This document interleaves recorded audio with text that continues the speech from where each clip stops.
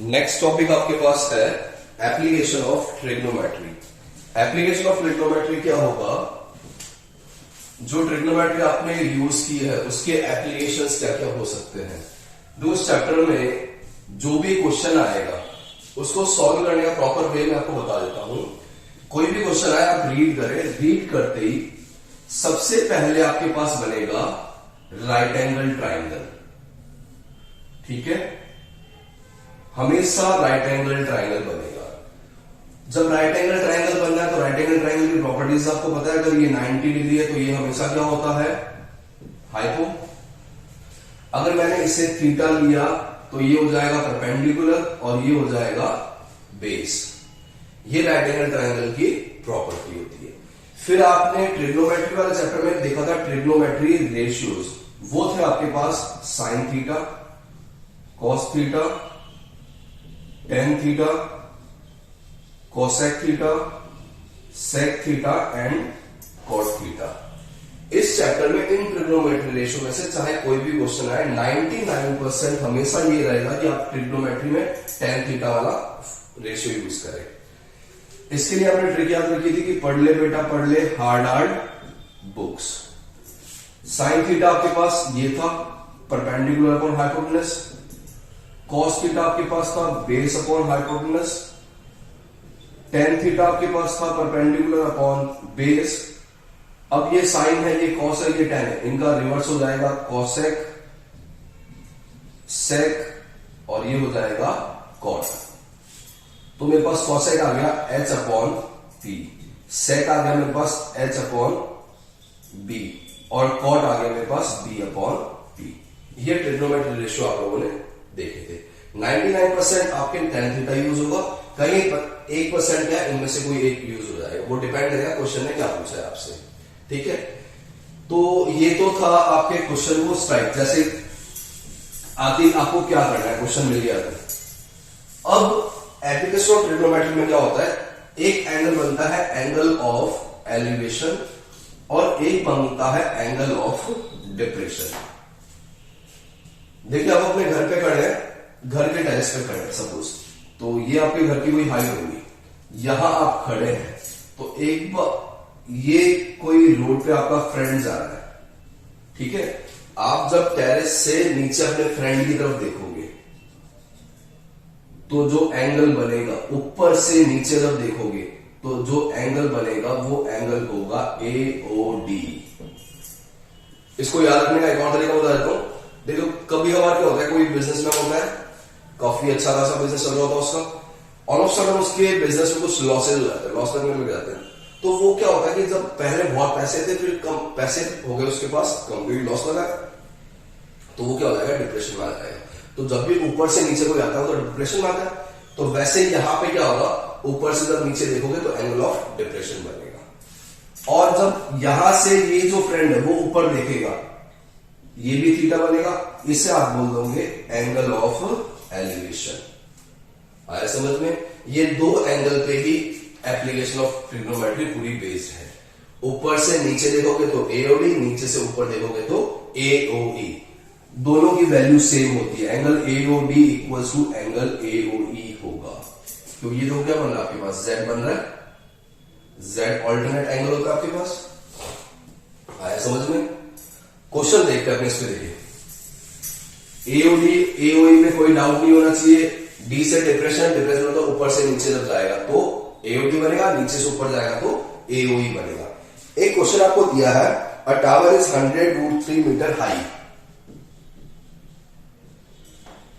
Height of tower is 100√3 metre. Question कैसे करना है वो मैं आपको बता रहा हूं।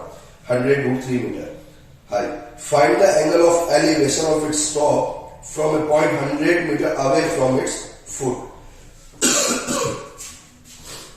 Point is 100 meter away from its foot।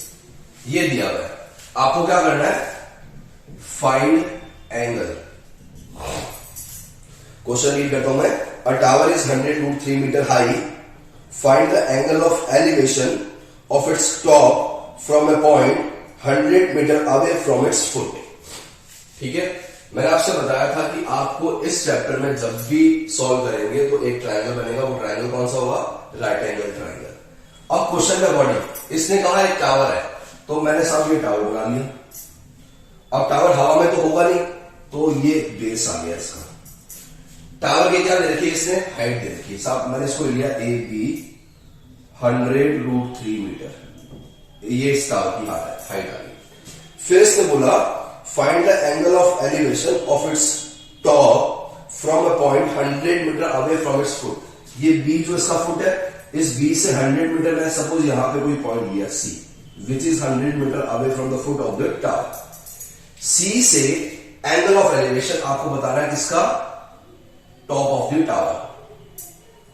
Angle of elevation कहां से बनेगा, नीचे से ऊपर बनेगा, ऊपर से नीचे, ऊपर से नीचे तो हमेशा एओडी बनेगा, ये बनेगा साहब यहां पे थीटा। आपको फाइंड करना है थीटा। डाउट कोई, मैंने आपसे बताया मोस्ट ऑफ द टाइम आपको tan थीटा यूज करना है, तो मैं लिखूंगा in triangle A B C tan theta equals to, tan theta क्या होता है, परपेंडिकुलर अपॉन बेस, थीटा के सामने क्या है ए बी, अपॉन बेस कितना है BC, तो tan theta equals to A B कितना था 100√3 अपॉन 100 गया, तो tan थीटा आपके पास कितना आ गया √3, तो थीटा कितना हो जाएगा, tan√3 कहां पे होता है 60 पे, तो ये tan 60 या थीटा इक्वल्स टू 60 डिग्री, ये पूछा था आपसे उसने। फिर से देख ले, क्वेश्चन ने आपसे कहा कि आपके पास कोई टावर है जिसकी हाइट दे दी, उसने कहा टावर के फुट से 100 मीटर अभी कोई पॉइंट है, उस पॉइंट से टावर के टॉप का एंगल ऑफ एलिवेशन आपको फाइंड करना है। तो आपने सबसे पहले क्या किया, एक टावर बना दिया जिसकी हाइट दे रखी है, टावर हवा में तो होगा ही, तो आपने एक बेस पे बना दिया उसका। अब टावर का फुट मैंने बी लिया, बी से 100 मीटर की दूरी डिस्टेंस पे मैंने पॉइंट सी ले लिया, सी से ए का एंगल ऑफ एलिवेशन आपको फाइंड करना है। जैसे ही राइट एंगल ट्रायंगल बनेगा आपको ट्रिग्नोमेट्री रेशियो लगाना है, चाहे कोई भी क्वेश्चन आ जाए। यहां पर मुझे जो समझ में आ गया था, कहीं क्वेश्चन समझ में भी ना आए तो आप राइट एंगल ट्रायंगल तो बना ही दे। राइट एंगल ट्रायंगल बनाने के बाद आप देख ले किसकी हाइट दे रखी है, क्या वैल्यू दे रखी है, ट्राई करें पुट करने का, फिर लगा दे ट्रिग्नोमेट्री रेशियो। कुछ ना करने से कुछ करना ज्यादा बेटर है। अगर एग्जाम में आता था आपके पास, आपने नहीं करना था height and distance application of trigonometry, maths ऐसा सब्जेक्ट इसमें स्टेप मार्किंग्स होती है, तो आप एक एटलीस्ट गिवन तो लिख सकते हैं, आप डायग्राम बना दे, वैल्यू पुट कर दे, आगे हो ना हो देखते हैं, बट इतना तो कर ही सकते हैं। एक और क्वेश्चन देखते हैं अपने,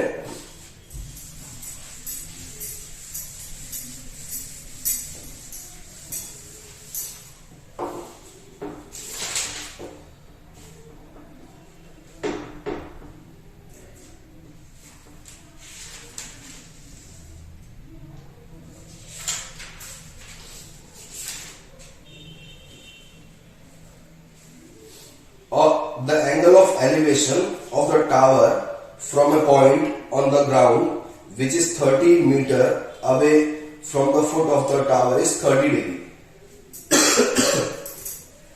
Find the height of the tower. देखो हमेशा गिवन लिखे सबसे पहले कि आपको गिवन क्या दिया है, गिवन ही आपकी क्वेश्चन का जीवन होगा। अगर आपने गिवन अच्छे से लिख लिया तो क्वेश्चन आपका आराम से हो जाएगा सॉल्व। आपसे इसने कहा था एंगल ऑफ एलिवेशन, तो मुझे सबसे पहले पॉइंट मिल गया AOE of top is 30 degree, ठीक है। फिर इसने दिया the top of tower from a point on the ground which is 30 metre away from the foot of the tower, find the height of the tower. तो आपको find क्या करनी है, फाइंड करनी है साहब हाइट ऑफ टावर, ठीक है।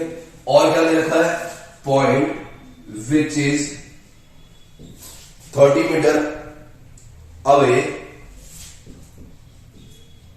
From the foot of the tower, clear. Language के अकॉर्डिंग चलते हैं, लैंग्वेज के अकॉर्डिंग सबसे पहले क्या बनेगा, एक AB टावर बन गया। इसने कहा a point which is 30 metre away from the foot of the tower, foot of the tower से 30 मीटर अवे मैंने कोई पॉइंट ले लिया C, ज्वाइन कर देते साहब, बन गया राइट एंगल ट्रायंगल।